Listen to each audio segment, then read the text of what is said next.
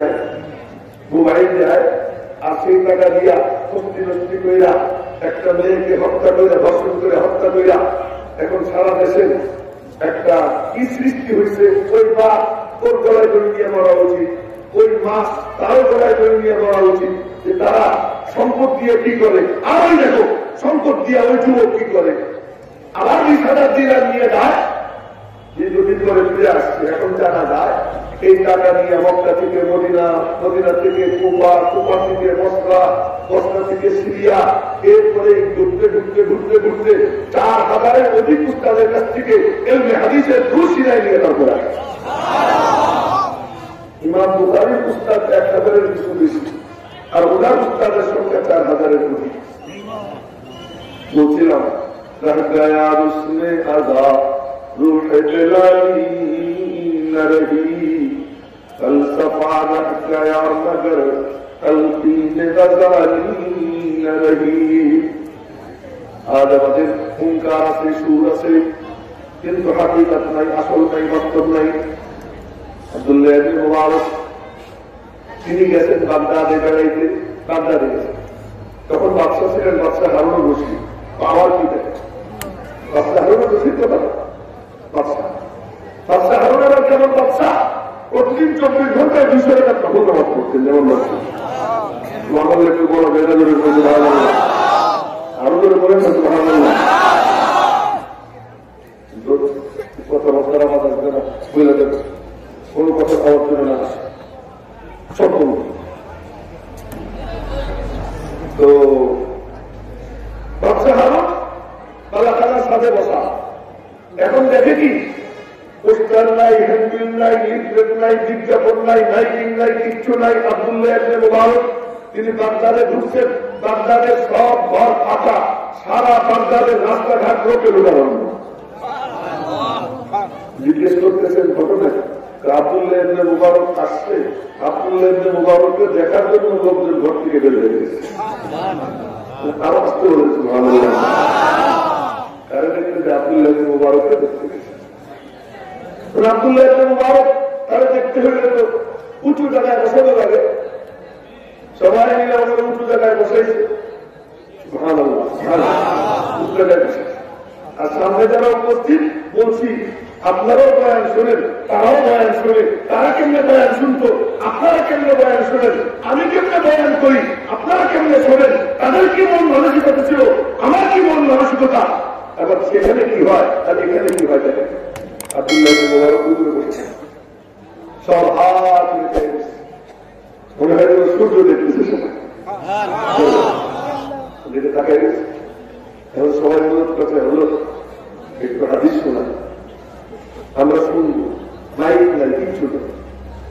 ওই যে ওখানে লোকজন এলোমেলো দাঁড়া গেছে, ওখানে এলোমেলো একজন ছিল না, সব বসে, সব বসে, মাইক নাই, কিচ্ছু নেই। উনি কথা বলতেছেন, ওনার কথা ওই মজলিসে পৌঁছে দেওয়ার জন্য যে লোক, তার সংখ্যা 4,000। উনি বলেন, সামনের থেকে কিছু লোক বলে, তারপরে শুনে, সেখান থেকে বলে, এই করতে করতে আওয়াজ পিছন পর্যন্ত আওয়াজ পৌঁছানোর জন্য যে লোকগুলো মুকাব্বে, এই মুকাব্বের সংখ্যা 4,000। শ্রোতা ছিল কত? মুকাব্বের সংখ্যা যদি 4,000 হয়, শ্রোতা কত? এই কথা, ওই কথা উনি বলেন, আর ওই কথা শোনার জন্য নদীর আগ্রহ নিয়ে তারা আমাকে খায়। এ বলে এর থেকে ও শোনে, ওর থেকে ও শুনে, শুনতে শুনতে সবাই শোনে। এবার আব্দুল্লাহ ইবনে মুবারক হাসি দিচ্ছেন, হাসি দেওয়ার সময় আমার নবী ভদ্র ছিলেন, মহাভদ্র, তার থেকে ভদ্র কেউ হয়নি, হবেও না। হাসি কেমনে দিতে হবে নবী তরিকা শিখে গেছেন। যখন হাসি আসে মুখে কিছু দেওয়া শুনুন, মুখে কিছু দিয়ে হাসি দিচ্ছে, হাসি দিয়া চোখ নাড়াইয়া আলহামদুলিল্লাহ বলছে। উপস্থিত জনতা সবাই বলছে ইয়ারহামুকাল্লাহ। ওই যে একটা মাথা নিচে মোবাইল দেখছে, তো আমি গাড়ি দেখবো, গাড়ি কিন্তু বোকার মাথা কারণে কি দেখা যাবে। এবার উনি হাসি দিচ্ছেন, হাসি দিয়ে আলহামদুলিল্লাহ বলছেন। 90,000 একসাথে বলে উঠছে আহমদুল্লাহ, বাচ্চা ভোট বিবেক বাইরে বলে কি বাচ্চা ভয় পেলে কি কিসের আওয়াজ ও ভয়ের কারণ নেই। আব্দুল্লাহ ইবনে মুবারকের হাসি দিয়ে আলহামদুলিল্লাহ কবি রহমতুল্লাহ। এবার বাদশাহ হারুনকে বিদ্যুৎ জিজ্ঞেস করে, আপনি বাদশাহ, আব্দুল্লাহ ইবনে মুবারক বাদশাহ? বাদশাহ হারুন তখন যে উত্তর দিচ্ছেন সন্ন্যাস করে হৃদয়টার মতো কথা, উনি বললেন, আমি মানুষের দেহের বাদশাহ, আব্দুল্লাহ ইবনে মুবারক মানুষের অন্তরের বাদশাহ। আওয়াজ কিছু লাইটিং লাগে নাই, হেলমেট লাগে নাই, বিজ্ঞাপন লাগে নাই, ওনার কোন কিছু লাগে না, কথা একটা মুখ দিয়ে বের হয়, এখান থেকে ওই পর্যন্ত আওয়াজ যায়। কিন্তু এই আওয়াজ হাজারো মানুষের কানে যায়, ওই হাজারো মানুষের দিলের মধ্যে শোনার আগ্রহ, ওই আগ্রহ নিয়ে ওই কথা শুনে দিলের মধ্যে যায়, তো আল্লাহ দিলটাকে রোহানি বানিয়ে দেয়। আর এখন সব ডেকোরেশন করে কানের কাছে বকবক করতেছে আওয়াজ, বকবক করতেছে আওয়াজ, কানে গান সুন্দর সুন্দর, কিন্তু ওই আগ্রহ নেই। আমি বললে ভালো লাগে রাস্তায় যারা শোনে তাদের অন্তরেও সে আগ্রহ নেই, যে কারণে যেমন ছিলাম তেমন হয়ে যাবে। ও ভাই, বয়ান আমার নবীজি করতে কথা কথা ভাই, সেগুলো বলেই বয়ান দ্বারা হয়। আমার নবীজি বয়ান করতে সময় সামনে লোক সংখ্যা ছিল 1,24,000, আরো বেশি কথাও আছে, 1,24,000। তো নবীজি বলেন,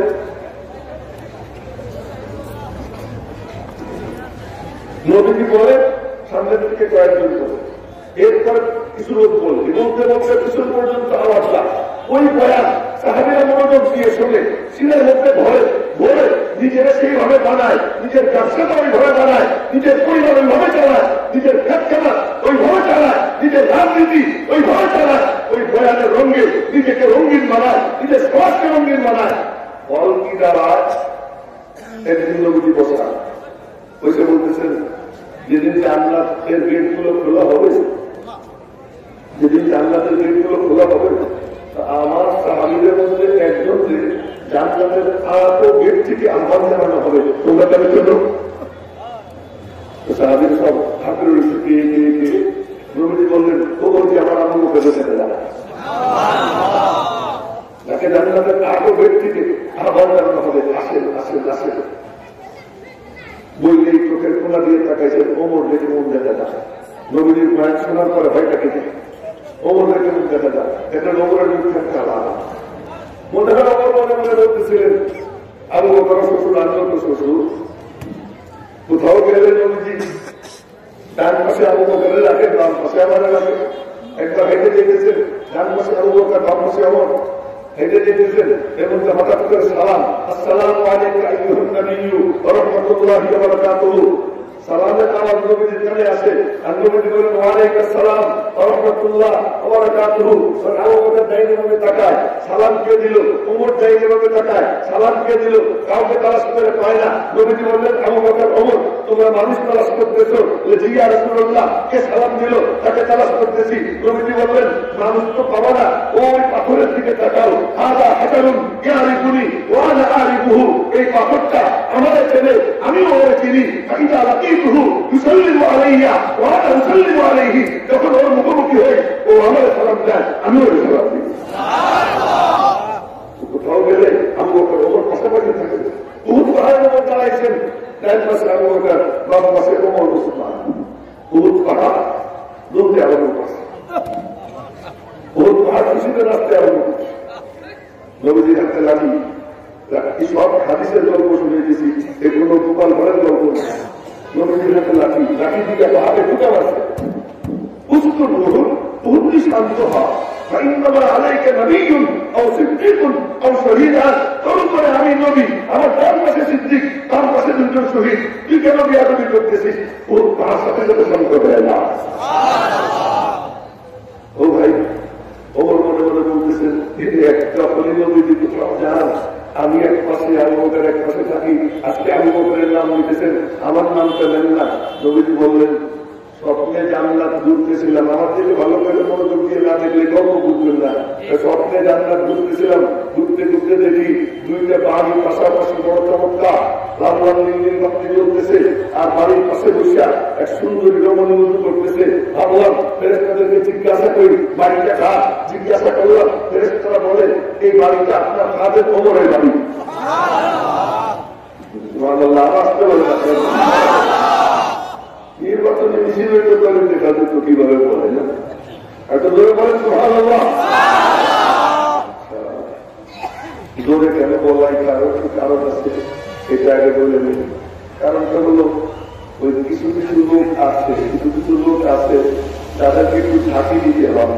যেমন সারিয়ার কবিতা আছে, এরকম কিছু লোক এরকম একটু চিৎকার দিলে মানুষ ওরা একটু ভয় পায়। এগুলো একটু জোরে জোরে মাঝে বলবো সুবহানাল্লাহ। আর একটা কারণ জোরে বলা বলতে আমি বলতাম না, আসলে দেখে বলি। আর একটা জোরে বলার কারণ হলো আওয়াজটা নিশ্চয়ই জোরে বলতে একটু দূরে না, যতটুকু যা এই এলাকার মধ্যে কিছু জীবজন্তু আছে না নাই, পাটপাটালি আছে না নাই, কীট পতঙ্গ আছে না নাই, ধুলাবাড়ি গাছপালা পুরো আছে না নাই, ওই সবগুলোর কাজ আলামিন বলেন এমন কোন জিনিস নেই যা আল্লাহ পাকের তসবিহ বয়ান করে না। বনি আদম যখন তসবিহ হবে ওরাও তাদের সুরে সুর মিলায়, তাদের তালে তাল মিলায়। আমরা তখন ধরে বলবো সুবহানাল্লাহ, যত আওয়াজ যাবে অত সব লোক আমাদের সঙ্গে সঙ্গে বলবে সুবহানাল্লাহ। এখন প্রশ্ন হলো জোরে বলে কি লাভ? ওরা যে বললো ওদের বলাতে সুবহানাল্লাহ সওয়াব আছে না নাই? কিন্তু গরু সওয়াবের দরকার আছে, বাকিগুলো সওয়াবের দরকার আছে, জীবজন্তু সওয়াবের দরকার আছে। কেন নাই? কারণ আছে না। নবী সাত ফরমান, সাত আসমান, সাত জমিন সব আল্লাহ পাক কিয়ামতের দিন কুদরতি এক হাতের উপরে নেবেন। সাত আসমান এক আঙ্গুলে, সাত জমিন এক আঙ্গুলে, পাহাড়গুলো এক আঙ্গুলে, গাছপালা পর্বতা আর এক আঙ্গুলে, বাকি সমস্ত চিজ আব্বা আর এক কুদরতি আঙ্গুলে। তুম্মা ইয়াহুজ্জুহুন্না, এরকম না পাবেন আর বলবেন আনাল মালিক আনাল জব্বার আইনা মুলুকুল আরদ, কোথায় জমিনের বাদশারা? এরপর আল্লাহ পাক ওই সবগুলো কুদরতি এক হাতে ধরা দিবেন। ময়দা হবে, ময়দার একটা রুটি হবে, ওই রুটি আর গাভীর গোশত, মাছের কোয়ালিটি, এইটা দিয়ে আল্লাহ তাআলা জান্নাতীদেরকে খাবার পরিবেশন করবেন। এই সবগুলো তো হবে রুটি, ওদের তো সবার কোনো দরকার নেই, সবগুলো যাবে কোথায়? যারা বলবে, যারা জিকির করবে, আল্লাহ পাক ওদের সব এই বনি আদমের আমল দান করে দিল। সেজন্য তোরা বলেন না আবার একটু সুবহানাল্লাহ।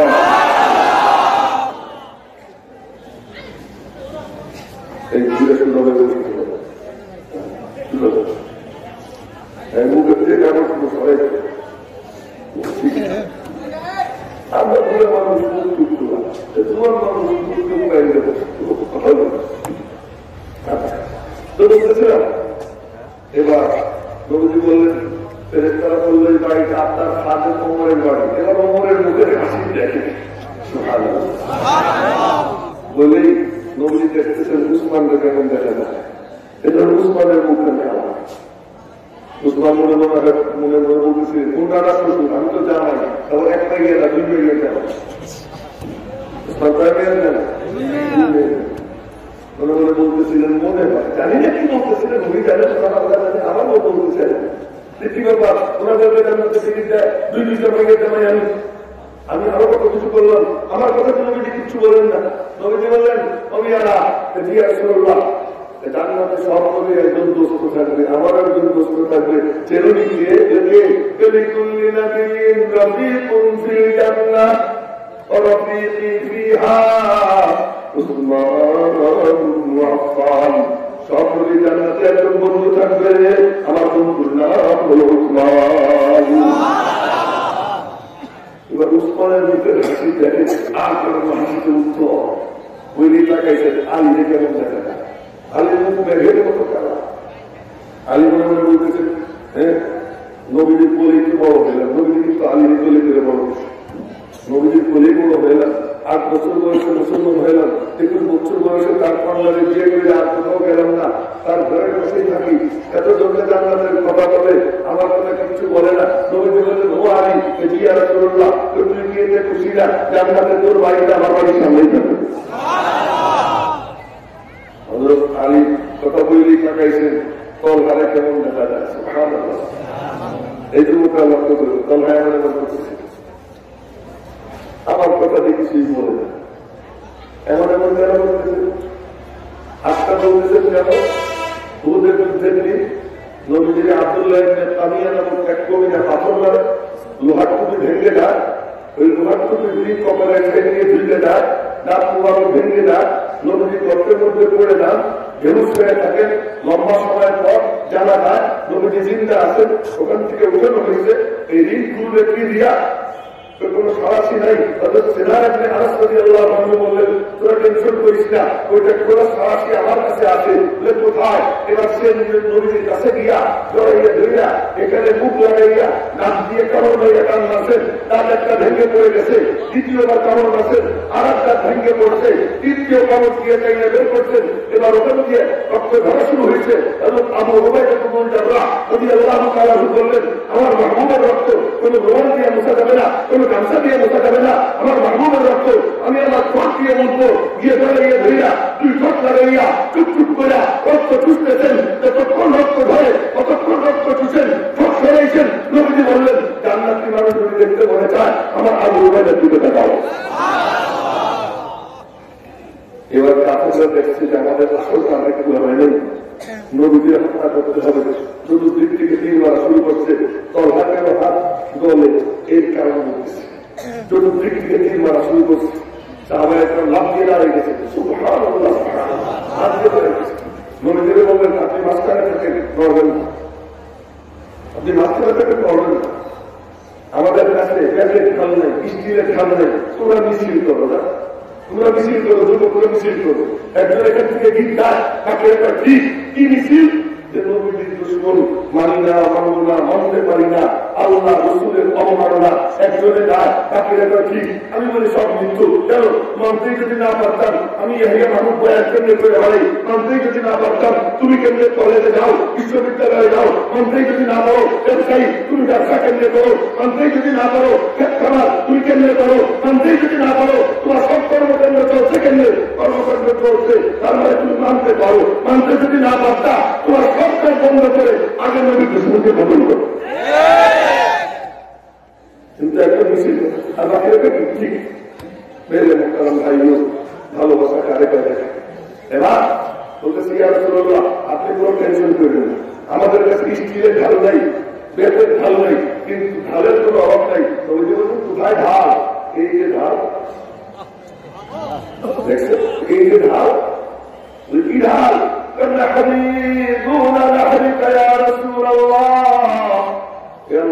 আমার সিনা আমি আপনার জন্য ঢাল বানাইয়ে দিছি, আপনি কোনো টেনশন করেন না। আপনি মাছ করে দাঁড়ান, প্রতিদিন মাছ করে দাঁড় করা হয়, চতুর্দিকে সবাই কারো কারো বড় বড় করা হয়।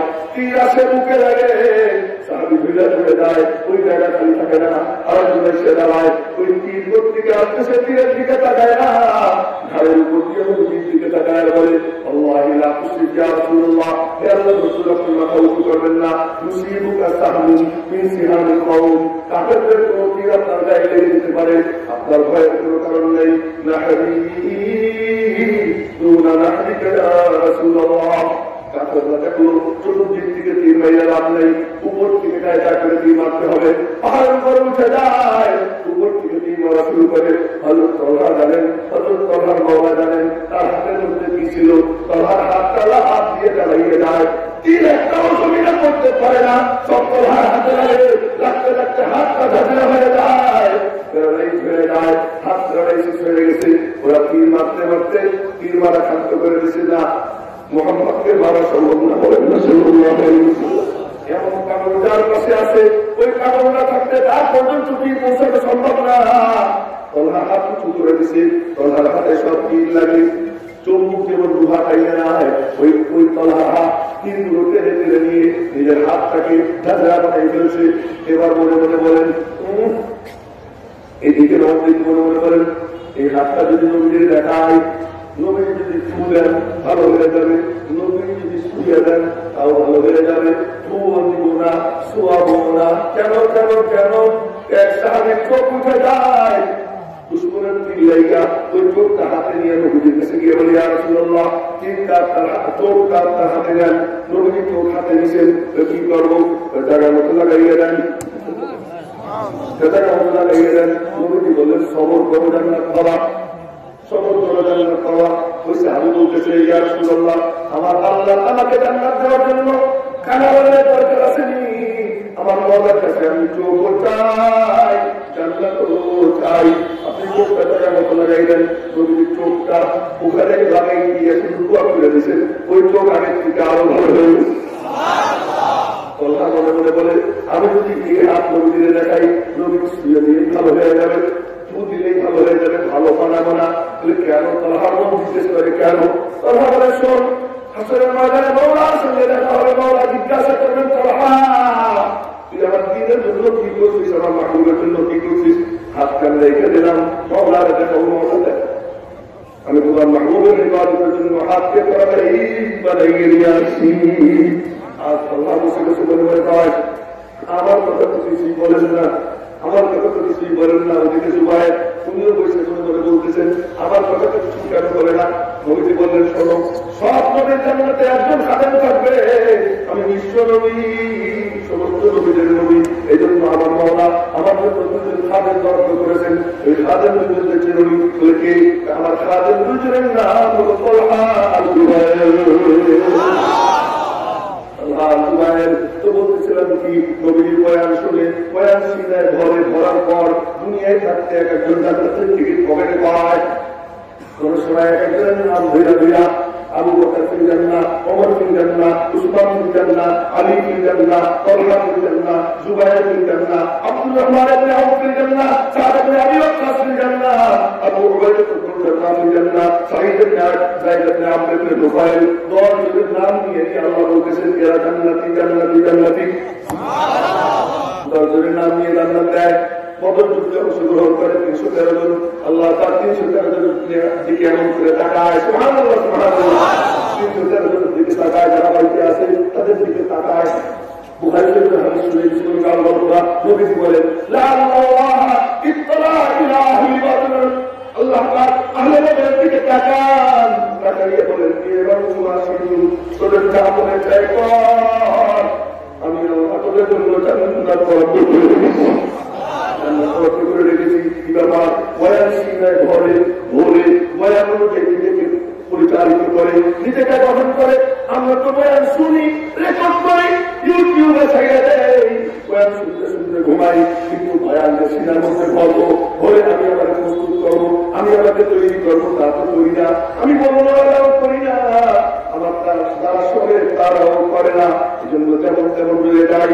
সাহাবায়ে মনে মনে বলেন কি ব্যাপার, ও তো যুদ্ধে টাকা গেছিল, ওরাই খালি তোমার, আমরা কি তোমার না? সুবহানাল্লাহ সুবহানাল্লাহ। আমরা কি তোমার না? আমরা কি তোমার জন্য তোমার মাহবুবের বয়ান আমি কি আমার ঘরে নেইনি, আমার সিনায় নেইনি, আমার ব্যবসায় নেইনি, আমার দোকানে নেইনি, আমার ক্ষেত্রে মানে নেইনি? আল্লাহর সাথে গণনা করে তো বলে আল্লাহ বলেন বাহ, তোমরা তো দেখি ভালোই, কেউ আমার সালবা না। এখন আয়াত না দিল, আয়াত না দিল, কি আয়াত না দিল? কি আয়াত না দিল? হয় আসমান সাত, জমিন সাদা, পরীক্ষার হল, পরীক্ষার হলে পূজা পূজা কাটা, পরীক্ষার হল কি? পূজা পূজা কাটা, উত্তপ্ত মরুভূমি, বুকের উপরে পাথর, গরম পাথরের চাপা, এরপর লোহার ঘট পড়াইয়া কোমরের শেখা। শুনেন, লোহার ঘট পড়াইয়া কোমরের শেখা, বর্ষা লজ্জা স্থানে বিদ্ধ করা, একটার পর একটা পরীক্ষা। পরীক্ষা দেয় আমি আল্লাহ, পরীক্ষা দেয় সাহাবীরা, আমি মওলা পরীক্ষা দেয় কোন জায়গার? এই সব কিছু করে তেলের দিকে তাকাই, দেখি তেলটা কেমন, আমার উপর রাগ হয়েছে, আমার ফয়সালার উপর খুশি আছি। আমার উপর রাগ করে, বিরক্তি প্রকাশ করে, নাকি ফয়সালার উপর খুশি থাকে। আমি আল্লাহ দেখছি, ভালো করে দেখছি, দেখার পরে ফলাফল ঘোষণা করতেছি। কি ফলাফল? আমি আল্লাহ, আমি যে পরীক্ষা নিয়ে, ওদের অন্তরের পরীক্ষা নিয়ে আমি আল্লাহ দেখছি, ওরা আমার জন্য নিবেদিত করেন, আমার মাহবুবের বয়ান সিনার মধ্যে বইরা নিজেকে এমন তৈরি করা করছে, কেমন পর্যন্ত বান্দাবান্দিরে দেখে যাবো আমার মাহবুবের হাতে যারা হাত দিছে, তার বয়ান যারা সিনায় ভরছে, আমি আল্লাহ তাদের সকলের জন্য অগ্রিম ক্ষমা এবং জান্নাতের ঘোষণা দিয়ে দিলাম। أولئك الذين امتحن الله قلوبهم للتقوى لهم مغفرة وأجر عظيم। আমি আল্লাহ নিজে ইমতিহান নিয়েছি, পরীক্ষককে আল্লাহ নিজে পরীক্ষা দেয়, ওই পরীক্ষা নিয়ে ফলাফল ঘোষণা করে দেয়। এই মিম্বর কি আলাদা মিম্বর না নবীজি রেখে দেওয়া মিম্বর?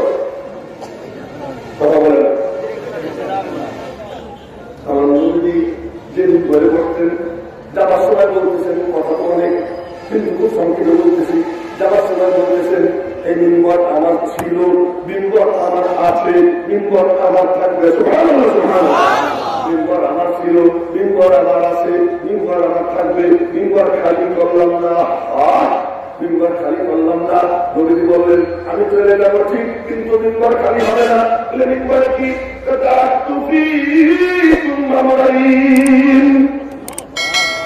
এই মিম্বরে আমি দুটো জিনিস হয়েছে গেলাম।